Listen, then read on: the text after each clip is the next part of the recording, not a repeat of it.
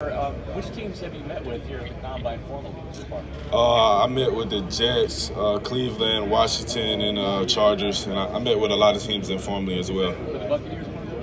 Informally, yes, sir.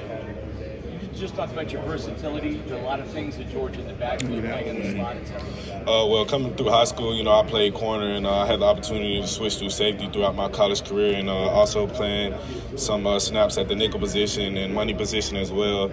And like I said, even having snaps at corner in practice, UGA really helped me build my versatility. Me having so many great coaches, Coach Tucker, Coach Brown, Coach Muschamp, Coach Smart, they really helped me build my versatility, and they always explain how they can increase my value when I get to this point in my career. Chris, what do you know about the Buffalo Bills?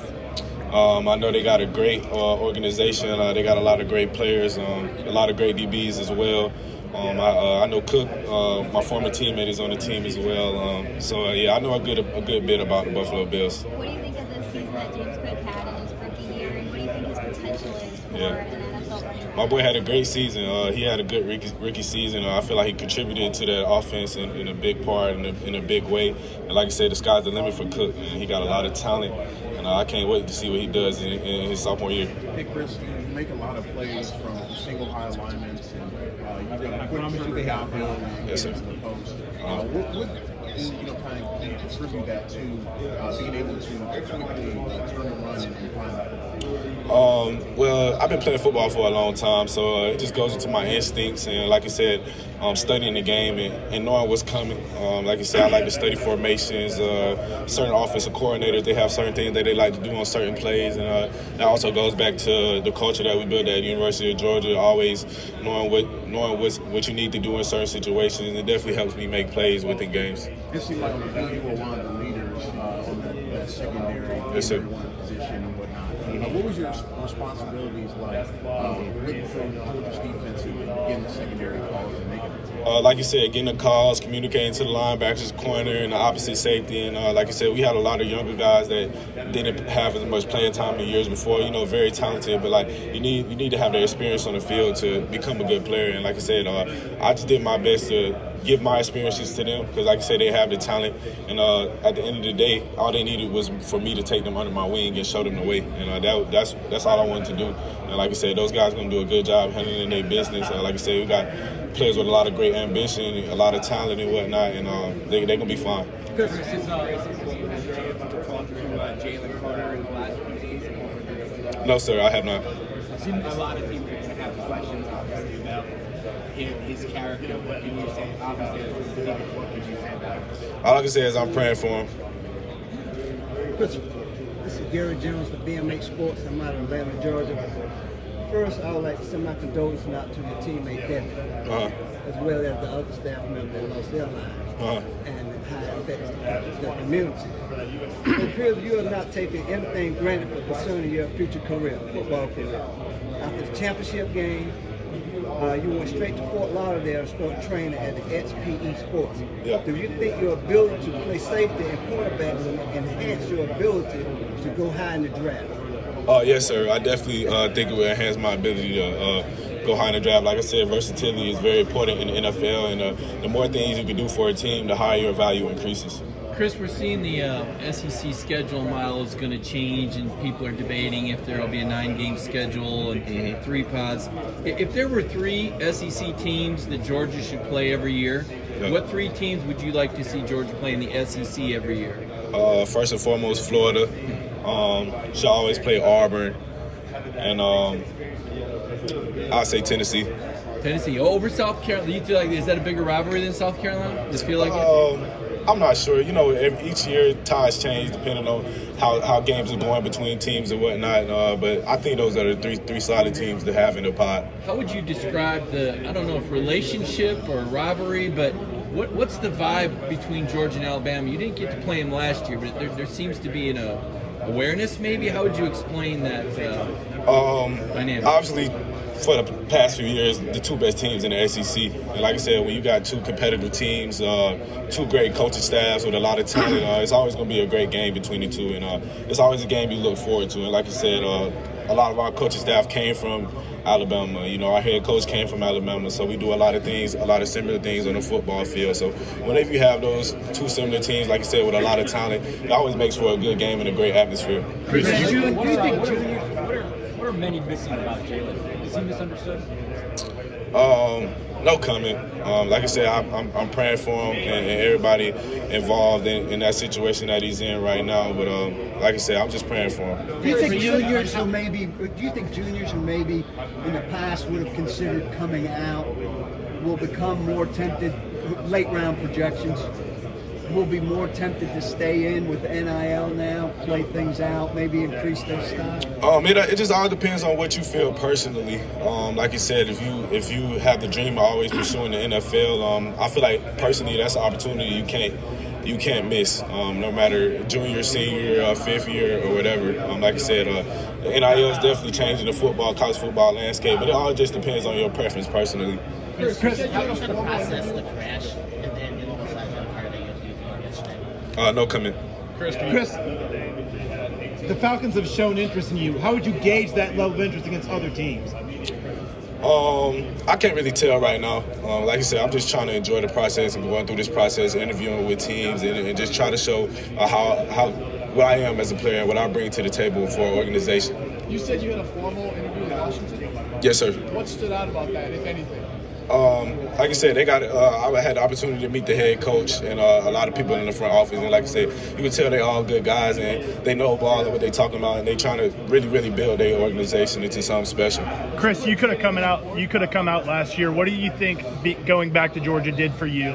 It did a lot for me. Like you said, it helped me build my leadership skills first and foremost. I had the opportunity to become better as a man and better as a player, and I had the opportunity to do some special things at UGA. I was able to become an All-American, which is one of my lifelong dreams. Go back-to-back national championships, win the ACC championship for the first time, that had eluded me before. So like I said, I was able to accomplish a lot of things and become better in a lot of facets of my life. Is your pendant a championship ring? Is that what you're wearing? No, it's not a championship ring. So my nickname is kind of Soldier. It's like a soldier hat. So if you look on the back, it says we got Soldier inscripted on the back. So it's just to commemorate what I go by to certain people. Where did that nickname come? Where did Soldier Chris come from? It just started out as an Instagram name for me. Like I said, it was a certain mentality that I want to have on the field, like soldier, like just going to war with my brothers. And some of my friends, some of my close friends started calling me it at first, and then it trickled down to coaches and fans and whatnot. And like I said, it took on a life of its own. So that's basically where it came from. Chris, you mentioned the championships. What's it like to be back in Indianapolis where y'all won the first one? Oh yeah, when we first walked in here, I said it's a lot of great memories in here. Like I said, it brings back a lot of nostalgia being here, like when you won your first championship. And like I said, I had a great memory here. Definitely being here this time is a different kind of process. You're not here with your team and whatnot, but definitely bringing back a lot of memories. This place gave me one of the most special moments of my life, and I'm forever grateful for that. From an on-field standpoint, where do you feel like you improved the most spending another year at Georgia? Just my ability to process the game at the end of the day. That just comes with experience, having those extra 15 games to really show what I could do and build my versatility as a player. Chris, several of your teammates have been arrested, former teammates have been arrested for speeding, for racing, for alcohol issues. Does that say anything about the Georgia football program? No, sir, not at all. Why do you say that? What's the culture like? No comment. Hey, Chris, over 40 guys here at the Combine are from either high school ball in Georgia or played college ball in Georgia. What is it about you growing up with a smile on your face? Why is it so special? In the state of Georgia, the great state of Georgia, I personally feel like it's the best state for football. I know some of the guys here might disagree, but like I said, we just have it all around. We got O-linemen, D-linemen, DBs, linebackers, running backs, quarterbacks. I just feel like we're the best state for all-around football at the end of the day. And like I said, there's other states that definitely come close, but I think we at the top for sure. Is Combine living up to your expectations? Have you faced any awkward questions, not anything like that? Any examples? Nothing too awkward. Like I said, just trying to go through this process and enjoy it. You know, obviously it takes a lot of time and it puts a lot on your plate. But at the end of the day, that's what you're here for, and you only get this opportunity once. And at the end of the day, I'm gonna cherish it and enjoy it. Noel told a story about his welcome moment, getting his nose broken by Solomon Kinley. And Nolan? Yeah, he was talking about getting his nose broke. You were probably there for that. What was your moment? Do you remember your my welcome moments? And who delivered it? I guess.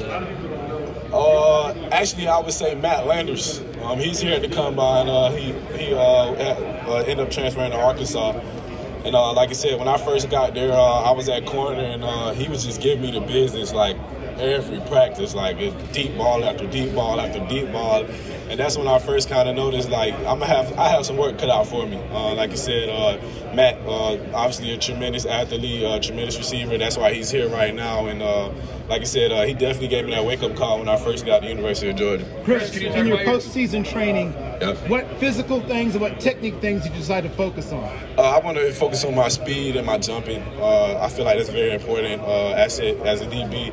And first and foremost, I want to have a good 40 time. So that's what I was really focused on, and I plan on showing that on Friday. Chris, when you talk about defensive huddle, what call do you want to hear? What's your favorite play call? I can't give away any calls. So no comment. It's a few of them. Even in general, just have probably like a 2-trap. Yes, sir. Your skills on the field speak for themselves. What type of football character would you bring to a team? First and foremost, I'm a great relationship guy. I build relationships with all my teammates. When I come in, I want to light up the room, bring a lot of joy. But like I said, when it's time to work, it's time to work. I'm going to put my head down, and I'm going to give my all, effort-wise, and push it to my limits no matter what. What's going on inside your head right now? Is it hard to deal with all the outside distractions right now? You can feel focused right now. How are you feeling inside? No, sir. I just try to be where my feet are. And, I'm just living present in this moment right now, enjoying talking to all y'all guys. At the end of the day, like I said, I'm trying to enjoy this process. I only get to do this once. Chris, what are some of the guys that are going to be trying to replace you at the position you played at safety in terms of, what can they bring to the table? Can you talk about them specifically? Plenty of names. You got Malachi Starks, David Daniel, Dan Jackson. You got a young kid, Jonell Aguero. I think you got Pepe Wood, 2 freshmen coming in. They all bring different things to the table at the end of the day, but you have to know if they're at the University of Georgia, they're special talents at the end of the day. At the end of the day, it's all going to come down to who can provide the best fit for our team at the end of the day. All of them can play anywhere at the end of the day. And like you said, there's plenty of names that are going to be battling for a position in that secondary. Chris, obviously Coach Smart's known to have a pretty complex defense, especially in the back end. When you get on the whiteboard with these teams, how helpful is it to come from a defense that is basically NFL caliber? Yeah, it's definitely helpful. Like you said, we're very complex. We have probably over 100 plays that we run even on, depending on a week-to-week basis that we can choose from. And like I said, it's very helpful when I'm able to get in front of a board and show an NFL team what I know, my knowledge in terms of my knowledge of the game. Christopher, fellow Georgia boys, first of all. Yes, sir.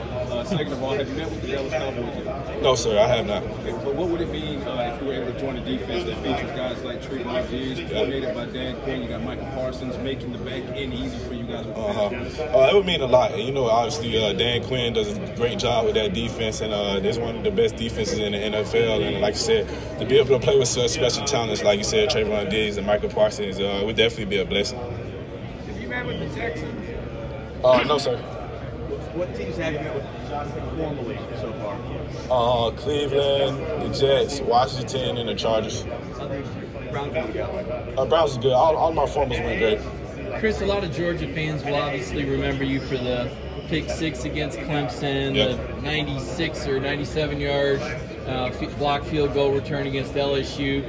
But are there any games that mean more to you? I mean, those were obviously big moments, but are there any games you take away, special moments over your career at Georgia, outside of those 2 moments? Obviously, the first national championship I was able to win. Now, like I said, that was one of the best moments of my life. Just knowing that all the hard work that we put in to be able to get to that point, to see it finally play off. And like I said, we came close so many times before that. And for us to finally get to the top of the mountain, like I said, it was a very special moment for me, for sure. Do you have a favorite Kirby practice memory, practice story from something you were involved in? I remember one time we was in practice, and he was talking about the amount of interceptions that he had. And he was like, "Oh, I got 15 interceptions." Like, you only got 6. Like, I was like, "Dang, man!" But I couldn't argue with him, man. Kirby was a great player as well. That's probably one of my favorite practice moments from him, because he's one of those guys. Like, he like to push a button sometimes. And, it shows you how competitive he is as a coach, and it's why he's a great coach at the end of the day. Chris, if you were going to turn on the tape to show NFL teams your skill set, which one particular game would you show? I would probably say the Oregon game, the first game of the season this year. I was able to make a lot of big plays in a lot of different ways, TFLs, interceptions, PBUs, big hits, and whatnot. I'll probably say the Oregon game. Christopher, I'm not sure if you've answered this already, but what NFL player have you most modeled your game after? Who did you look up to when you were coming up? It's a lot of players that I looked up to. Jalen Ramsey, Derwin James, Asante Samuel Jr., Kenny Moore, Tyrann Mathieu. It's plenty of players. I couldn't say just one player, because I really love the game that much, and I really study a lot of players and try to take all those things that those players bring to the table and add it into my game at the end of the day. Chris, when you got to Georgia, there was no NIL. What was the opportunity like to have that for a couple of seasons? How did you take advantage of it? It was a great opportunity. You had the opportunity to be able to get it out into the community and the opportunity to see other players succeed. I was way more happy to see other players take advantage of NIL than myself, and that was the culture built at the University of Georgia. A lot of people felt like NIL was going to cause other players to hate on other players, but it wasn't like that at UGA at all. When you see another player taking advantage of the opportunity in NIL, whether it's having a camp, taking the opportunity to better the community or whatnot, you're always happy to see that at the end of the day. And that was a culture that we built at UGA. Chris, is there a quarterback in the league that once you get there, you look forward to intercepting a pass from the most? Nah, all of them. I want 32 interceptions, yeah. Or 31, because I don't want to pick up my team quarterback. Do you prefer Chris or Christopher? Chris. Yes, ma'am. What do you want to showcase specifically to set yourself apart this week for the scouts? First and foremost, my speed. I want to showcase that I could put out a good 40. At the end of the day, do great work in the drill work, show my versatility, how I can do it all on the field. What kind of time do you think you'll run in that 40? No comment. Y'all just gonna have to wait and see. Chris, we look at Brock Bowers off the field, and he doesn't look like you would think he would look. What makes this guy? You know what I'm saying, right? Like, what makes this guy? And you've had to match up with him every day. How would you explain what this guy does and what he means to Georgia? First and foremost, he's one of the most humble people you would be around. Like you say, he doesn't say a lot. He just puts his head down and works. At the end of the day, he doesn't come out there flashy. He doesn't wear all the sleeves and stuff like I like to wear, and all the leg sleeves and whatnot. Like you said, he come out there cleats and gloves, and he's just ready to work. Like you said, he's a workhorse. Like you said, great hands, great route runner. He got tremendous amount of speed, and he's definitely a task to deal with in practice every day. I was going to say, what's the best matchup for him? We've seen safeties, we've seen linebackers, we've seen nickels. I mean, what does it take to match up with a guy? I'm not sure if there is one. He can get open on anybody. Yep. Chris, talking about guys that you've practiced with and against, who should we be looking for next year? One guy on offense, one guy on defense that'll step up and make some names. One guy on defense, Javon Bullard. One guy on offense, Brock Bowers. Yep. Chris, obviously safety is a tough position. You get played out, or you get put out in space, and you got to take on fast guys in the SEC. Talk us through, from your freshman to senior growth, how you grew within that position in Kirby's defense. Freshman year was probably my hardest year in terms of transitioning, because you go from being a corner and pressing a lot, and it's just different mannerisms that you have to take as a corner rather than a safety. So that was definitely my hardest transition. Just learning how to stay in your back pedal, learning how to fit alleys from the top of the field. It's a different fit from corner and whatnot.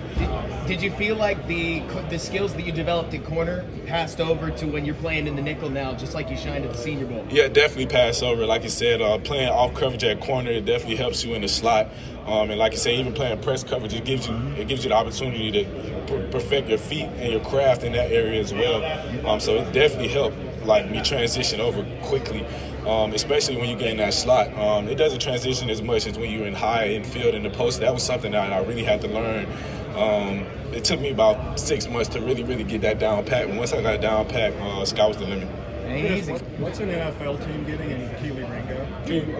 Hey, what's an NFL team getting in Kelee Ringo? Oh, they're getting a freak athlete first and foremost. Super fast, super big, can jump with anybody. And like I said, a great man coverage guy, and a guy willing to learn at the end of the day.